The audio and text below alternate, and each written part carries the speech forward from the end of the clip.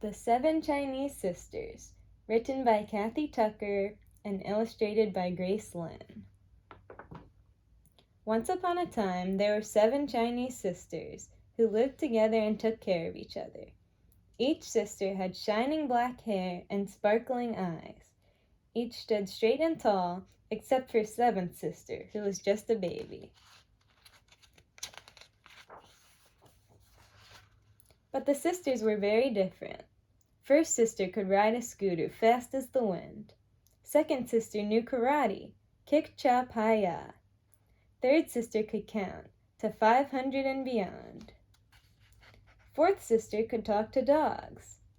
Fifth sister could catch any ball, no matter how fast and high it was thrown. Sixth sister could cook the most delicious noodle soup in the world. And 7th sister, no one was really sure what she could do yet, as she was so little she had never spoken even one word. Far away, across the bridge, through a forest and up a mountain, lived a terrible dragon.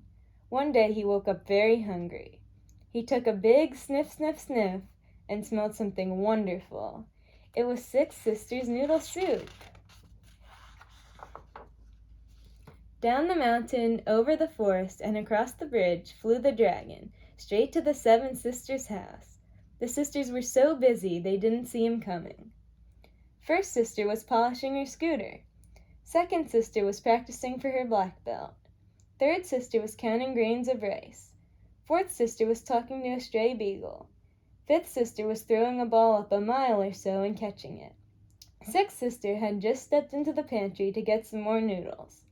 And 7th sister was crawling around on the kitchen floor. When the dragon peeked in the kitchen door and saw plump little 7th sister, he forgot all about the soup. Instead, he snatched up the baby.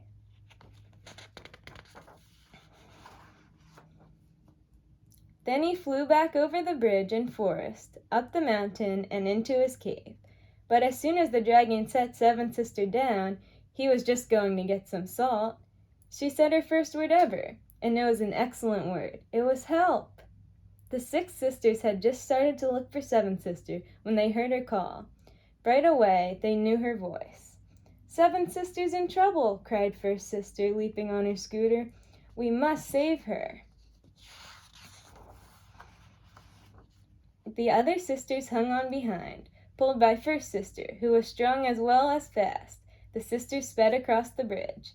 Beyond was the deep forest, filled with many trees. So many, third sister counted them by twos. Now 7th sister's cries were louder.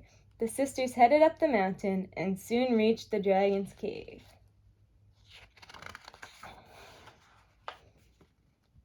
They could smell smoke and hear the most awful roars.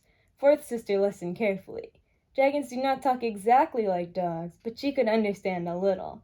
The dragon was roaring, "There's no use calling for help, you're going to be my supper." And suddenly, 7th sister shouted her second word ever, which was no. "If you don't bring her out, sir, you will regret it," called 4th sister in the best dog language she could manage. The dragon stopped roaring. What was the girl yelling? All he could understand was, "Bring her out, sir," but no one had ever tried to talk to him before, and he was so curious he picked up 7th sister and rushed outside. 2nd sister stepped forward. Then, fast as lightning, she leaped into the air, slapped the dragon on the chin, and shouted, "Hi-ya!" The dragon was so surprised that, whoop, 7th sister flew out of his mouth. Back, back, back ran 5th sister, back, back, back, and reaching up, up, up, she caught 7th sister neatly, like a fly ball. When the dragon saw that his dinner was gone, he fell to the ground sobbing. "Hungry, hungry," he whimpered, and 4th sister understood him perfectly, because the word hungry is exactly the same for dragons as it is for dogs. "He's starving," she explained, and now all the sisters could see he was quite skinny and sort of sad. "Tomorrow 6th sister can bring him some soup," first sister said, "but we've got to get 7th sister home. She's all worn out and she needs her diaper changed." "Sisters, go home," cried baby 7th sister, who was learning to talk very quickly now.